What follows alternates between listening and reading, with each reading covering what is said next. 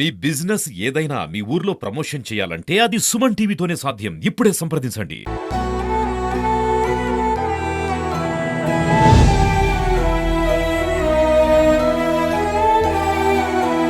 అందరికీ నమస్కారం. ఈరోజు జిల్లా కలెక్టరేట్ వికలాంగ్ శాఖ కొంతమంది వికలాంగ్ పెన్షన్దార్ వాళ్ళ ఫ్యామిలీ మెంబర్స్ మీటింగ్ గత నెల కొంతమంది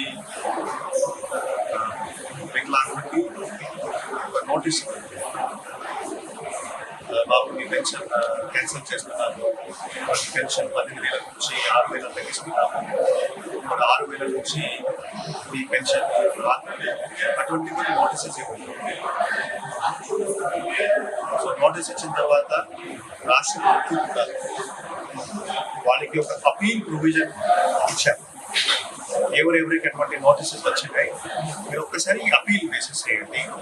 అపీల్ వేస్తే మళ్ళీ మీకు రీఅసెస్ చేస్తాము. మళ్ళీ ఒక డాక్టర్ ద్వారా ఈ సదరం సర్టిఫికేట్ కానీ మళ్ళీ చూడడం జరుగుతుంది కూడా ప్రభుత్వం చెప్పడం జరిగింది. ఆ సందర్భంగా అందరూ జిల్లాలో సుమారుగా 4,000 మంది రీఅసెస్మెంట్ చేసి ఎంపీడీస్లో ఇచ్చారు. సో ఆ సందర్భంగా ఎవరికి పెన్షన్ కూడా తగ్గలేదు, అందరికీ గతంలాగా పెన్షన్ కూడా వచ్చింది. ఎవరికి 10,000 రావాలి వాళ్ళు 10,000 వచ్చింది, 6,000 రావాలి 6,000 వచ్చింది. సో వాళ్ళ అసోసియేషన్ ద్వారా టీజీఆర్ఎస్లో విజ్ఞప్తి జరిగింది. కొన్ని డౌట్స్ ఉంటాయి, మీరు రీఅసెస్మెంట్ ఎట్లా చేస్తారు, మీరు ఒక సమావేశం మార్పు చేయండి. సమావేశం మార్పు చేయండి. ముఖ్యంగా ఏం చెప్తున్నాము, కొన్ని రోజులు టీమ్స్ ఏర్పాటు చేస్తున్నారు. ఆ టీమ్స్ ద్వారా మళ్ళీ ఎవరెవరు అప్లికేషన్స్ పెట్టారు రీఅసెస్మెంట్ కరెక్ట్గా జరగాలి. ఎట్లా జరగాలి ఈరోజు చెప్పడం జరిగింది. వచ్చే వారం హాస్పిటల్స్ ఇవన్నీ కూడా తిరగడం జరుగుతుంది. స్టూడెంట్స్ ఆర్థోపెడిక్స్ వాళ్ళు కూడా చెప్పడం జరుగుతుంది. ఇది చాలా కరెక్ట్గా జరగాలి, ఇది పక్కాగా జరగాలి. దీంట్లో ఎవరికి బేసిక్లీ తక్కువ అటువంటి ప్రొవిజన్ ఒక సైంటిఫిక్ ప్రాసెస్. 10% ఎట్లా ఇవ్వాలి, 20% ఎట్లా ఇవ్వాలి, 30% ఎట్లా ఇవ్వాలి, ఇది ఒక సైంటిఫిక్ ప్రాసెస్. అక్కడ కొన్ని క్రైటీరియాస్ ఉన్నాయి. ఆ క్రైటీరియా ఉంది 10%, ఆ క్రైటీరియా ఉంది 90%. ఆ క్రైటీరియాస్ మనం ఒకసారి కరెక్ట్గా ఫాలో చేయగలిగితే ఎవరికి కన్ఫ్యూజన్ ఉంటుంది, ఎవరికి సో ఖచ్చితంగా నేను అందరికీ ఎవరు బేసిక్లీ ఆ భయం ఎవరు రాకూడదు. మీకు అటువంటి నోటీస్ జరిగింది, మీరు నోటీస్ పరంగా అపీల్ కూడా ఫైల్ చేశాను. ఖచ్చితంగా మీకు రీఅసెస్మెంట్ జరుగుతుంది. రీఅసెస్మెంట్ తర్వాత ఒక నిర్ణయం తీసుకుని తగ్గించేయాలా తీసేసేయాలా ఒక నిర్ణయం తీసుకుంటాము. కానీ మీకు ఆపర్చునిటీ ఇస్తాము, మీకు చెప్తాము జరుగుతుంది, మీకు ఏమైనా ఇబ్బంది మీరు చెప్పాల్సింది. అటువంటి ఆపర్చునిటీ కూడా అవకాశం కూడా సో అటువంటి మీటింగ్ మళ్ళీ అవసరం ఉంటే మళ్ళీ చెప్తారు. ఇంకా అవేర్నెస్ కొంచెం పెంచాలి. అవేర్నెస్ పెరిగితే ఖచ్చితంగా అటువంటి సమస్యలు. నమస్తే. మా యొక్క దివ్యాంగుల సమస్యల మీద మొన్న సోమవారం 8వ తేదీ మన మెజిస్ట్రేట్ కలెక్టర్ గారిని, చిత్తూరు కలెక్టర్ గారిని కలవడం జరిగినది.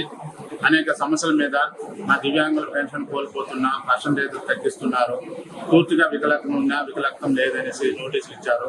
ఈ ఆవేదనతో మేమందరూ గత సోమవారం పెద్ద ఒక ధర్నా చేసి కలెక్టర్ గారికి ఒక వినతి పత్రం ఇచ్చాము. కలెక్టర్ గారు దాన్ని వెంటనే స్పందించి ఈరోజు మన శుక్రవారం రోజు దీనికోసం మన దివ్యాంగుల కోసం ప్రత్యేకంగా ఒక సమావేశం ఏర్పాటు చేసి డిఆర్డీఏ, డిఎంహెచ్ఓ, డిసిహెచ్ మరియు ఇతర అధికారులని, మా యొక్క సంక్షేమ శాఖ వికలాంగుల అధికారులు వాళ్ళందరినీ జాయిన్ చేసి వికలాంగులతో ప్రత్యేకంగా ఒక సమావేశం ఏర్పాటు చేసి మాలో ఉన్న బాధల్ని సాధకులను అడిగి తెలుసుకొని మీకు రావాల్సిన కంపల్సరీగా ఎంత పర్సంటేజ్ రావాలనో అందువల్ల దానికి ఒక ప్రత్యేక బృందం ఏర్పాటు చేసి వెరిఫికేషన్ జరుగు కేంద్రాల్లో, హాస్పిటల్లో ప్రత్యేక నిఘా పెట్టి దీనికి కలెక్టరేట్ నుంచి ఒక బృందం కూడా ఏర్పాటు చేసి ఒక టీంని ఏర్పాటు చేసి మీకు ఆడ నిజమైన వికలాంగులకి అన్యాయం జరగకుండా చూసుకునే దానికి ప్రత్యేకంగా ఏర్పాటు చేస్తానని చెప్పారు. రాష్ట్ర వ్యాప్తంగా అర్హులైన దివ్యాంగులకు రీఅసెస్మెంట్ లో సదరన్ సర్టిఫికెట్లను వైకల్య శాతాన్ని తగ్గిస్తూ పెన్షన్లు పోగొట్టుకున్న విషయం మనందరికీ తెలిసిన విషయమే.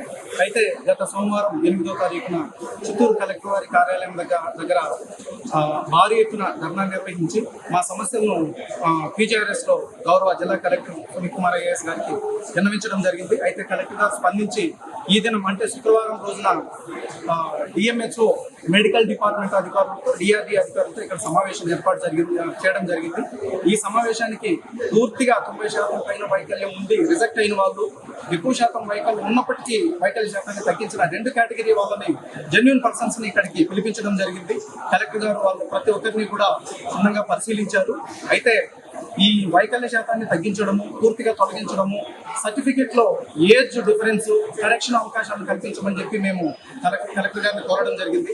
కలెక్టర్ గారు సానుకూలంగా స్పందించి ఖచ్చితంగా రీవెరిఫికేషన్ లో DRDA అధికారుల పర్యవేక్షణలో ఖచ్చితంగా ప్రతి ఒక్క దివ్యాంగుడి యొక్క అప్లికేషన్ ఫైల్